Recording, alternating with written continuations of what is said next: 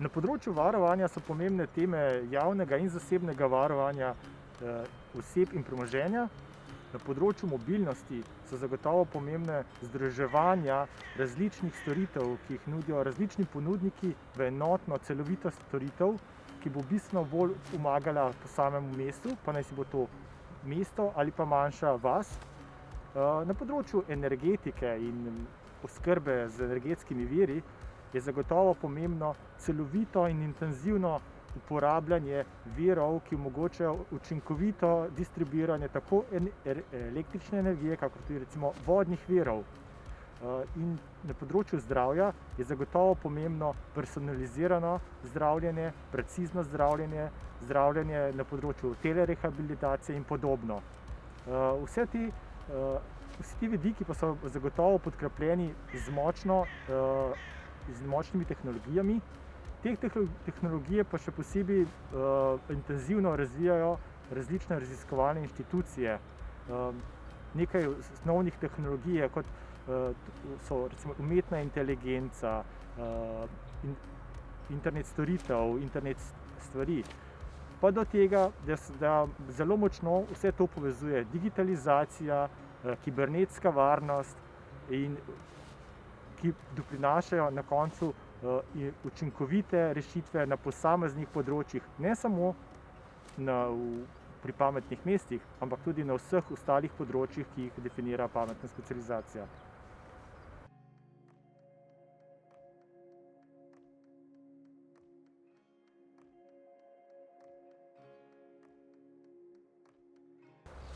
Verjetno so glede na trenutno situacijo najpomembnejše teme s področja zdravja in okolja.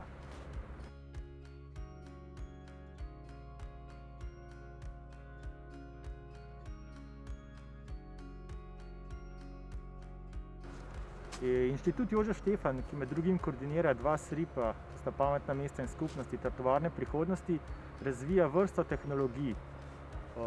Tu lahko govorimo o novih materialih, o modernih načinih računalništva, pa naj bo to kvantno računanje ali pa svetlobna digitalna vezja, pa potem novi vidiki robotike, seveda umetna inteligenca na vseh področjih in z rešitvami za veliko aplikacij.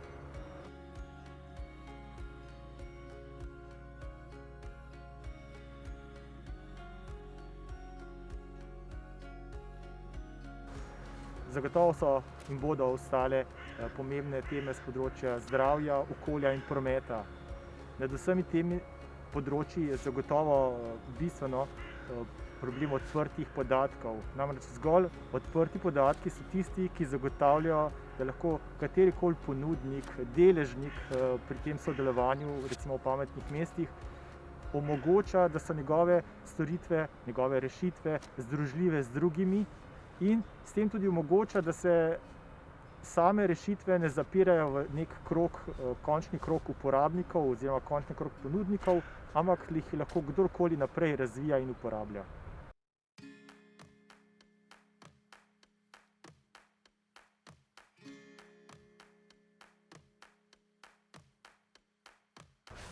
Inštitut Jožef Stefan je močno vpet v različna mednarodna sodelovanja. Mogoče tu lahko najbolj izpostavimo sodelovanje v okviru programa FP oziroma Obzorji 2020.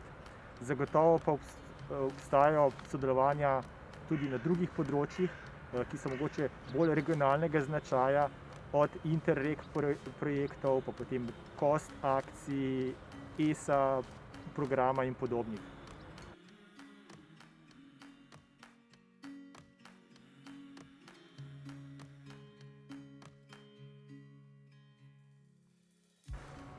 Zagotovo sodelujemo z vsemi akterji. Seveda pa kot Inštitut Jožef Stefan najbolj sodelujemo z raziskovalnimi organizacijami, precej sodelovanje tudi s podjetji. Če pa pogledamo stališča SRIP-a, ki ga v tem primeru, ki ga tudi koordinira Inštitut Jožef Stefan, pa v okviru SRIP-ov sodelovanje s praktično vsemi deležniki. Na eni strani so to podjetja in raziskovalne organizacije, ki jih kot SRIP povezujemo in kot SRIP nudimo tudi direktno sodelovanje, vzpostavljamo kontakt z državo, z javnimi inštitucijami, po drugi strani pa kot SRIP pametna mesta in skupnosti nosimo še dodatno sodelovanje, ko te naše deležnike, člane povezujemo tudi z občinami in kraji, ter še na dodaten način povezujemo izvajalce storitev s ponudniki rešitev.